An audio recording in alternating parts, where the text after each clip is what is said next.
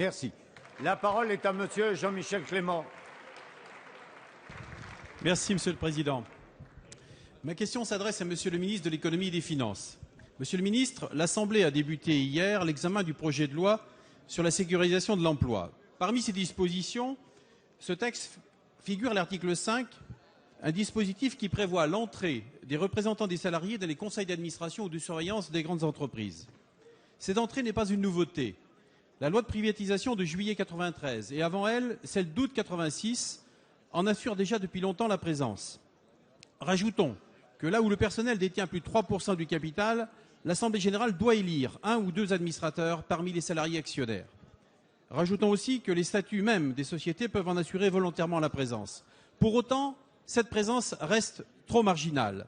Et dans le cadre de la mission sur la gouvernance des grandes entreprises, nous avons entendu des représentants des salariés et des grands dirigeants exprimer, dans la suite du rapport Gallois, cette volonté d'associer les salariés aux organes de gouvernance. De nombreux pays européens, 12 au moins, ont inscrit dans leur législation ce qui n'est qu'une expression moderne de la démocratie sociale. Avec le texte mis en débat, ce sont seulement 200 entreprises qui seront concernées. Trop peu à nos yeux compte tenu de l'apport essentiel au regard des enjeux.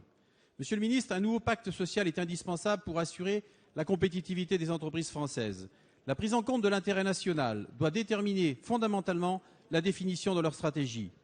Nos modes de gouvernance en France assurent trop la primauté absolue de l'actionnaire, à l'image des modes de gouvernance d'inspiration anglo-saxonne. L'arrivée des salariés au conseil d'administration et au conseil de surveillance constitue une première étape que la loi en débat va poser. Pour autant, Monsieur le ministre, il me semble qu'il faille aller plus loin et plus vite. Ma question sera alors double.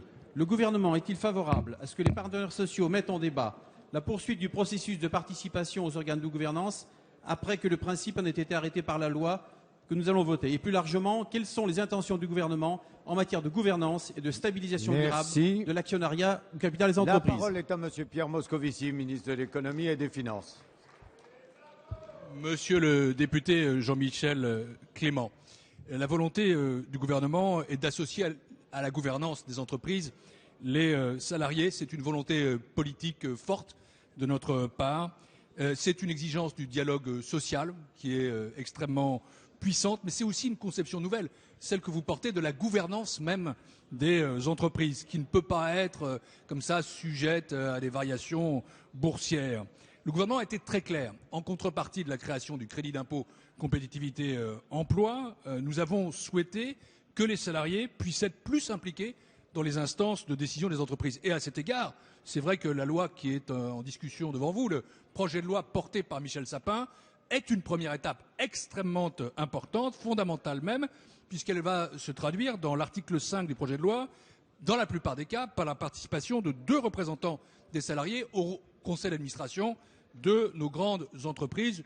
Et je crois que le ministre Sapin a dit que c'était pour lui un minimum, que ce soit 2. C'est l'exemple même de réformes structurelles qu'il nous faut conduire pour changer l'état des choses et aussi pour changer la vision de l'entreprise, la gouvernance même de l'entreprise. Mais nous voulons aller en effet plus loin. D'abord, il sera dit dans le projet de loi que les représentants des salariés au conseil d'administration auront bien un statut à part entière d'administrateur.